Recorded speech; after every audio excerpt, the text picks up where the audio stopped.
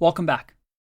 We started with an idea, and using this idea, we started learning about object-oriented programming and how we can use the programming paradigm to better our code, to make it more organized. And when it comes to OOP, inadvertently, you just learned the 4 pillars of object-oriented programming. The first one was encapsulation. Before OOP, we have procedural programming.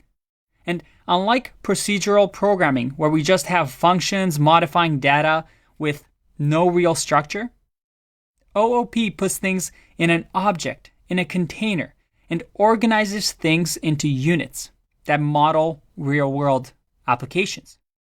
This is encapsulation. We wrap code into boxes that are related to one another so that these boxes can just interact with each other using the methods and properties that we make available. This makes code easier to maintain and more reusable, right? We have all these nice little class packages that we can just use whenever we want. The next pillar is abstraction. What is abstraction?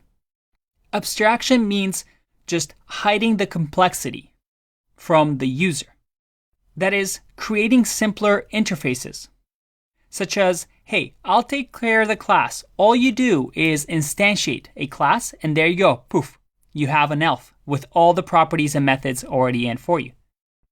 And the idea of abstraction says, hey, here are the methods and properties that you can use. Don't worry about everything else. I'll do all the calculations behind the scenes. This reduces complexity because we can just see the methods and understand what this class can do. Now, the idea of abstraction also helps when we have private variables and private methods, something that JavaScript is working towards. The next one is a big one. It's inheritance. And we saw this already, right? By inheriting from other classes, we avoid having to rewrite the same code. And we also save memory space by having shared methods. Inheritance is a very, very important and powerful concept. And it's definitely my favorite part of OOP. And then finally, this is a big one, and a big word at that. It's polymorphism. What does that mean? Well, the word itself means many forms. Polymorphism. Now, the definition of polymorphism is actually heavily debated. There's many interpretations of what it means. But the idea is the ability to call the same method on different objects and each object responding in a different way. That is polymorphism. For example, in my elf and ogre class, let's say that they each have different ways of attacking. For example, the elf attacks with, let's call this cry, and it's going to return attack with this dot cry. And then let's say that the ogre has attack, but the ogre doesn't really accept a parameter. Instead, it's just going to return R, like a part. If I now go down, and let's change this up, and let's do Dolby attack, and we'll give it, the cry will be wee. If I run this,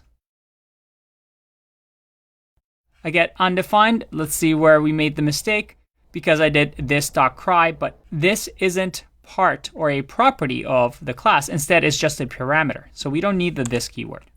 If I click run, attack with wee. And with Shrek, if I do Shrek dot attack without a parameter, I get R. And this is a very basic explanation of what polymorphism means, but the idea of ability to appear in many forms. That is, we're simply doing method overriding like this, where the same method acts differently for each type of class. Or we can do method overloading, which is adding extra features or extra parameters to a method to add on to what that method can do. And the idea with polymorphism in object-oriented programming is that it has the ability to process objects differently depending on their data type or class. Now, because JavaScript is a dynamically typed language, it actually limits the amount of polymorphism that we can have.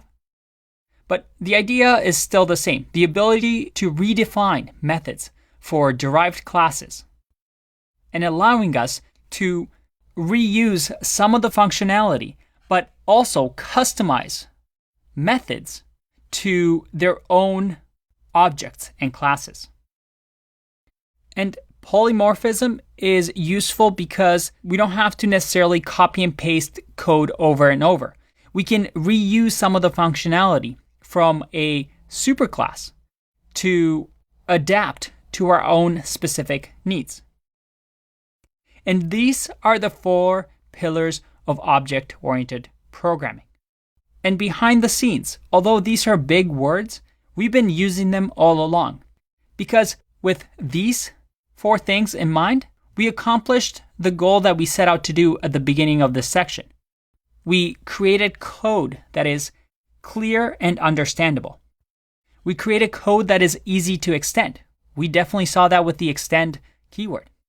It's easy to maintain because, well, we don't have to worry about those prototype chains. We don't have to keep the prototype property, which got really confusing. We just used simple classes, contained everything into its own parts. Everything inherits from a superclass. If we have to make a modification on a method, we can just modify it in one location. We also learn how memory efficient it is, especially in JavaScript, where objects use references instead of cloning and copying each other.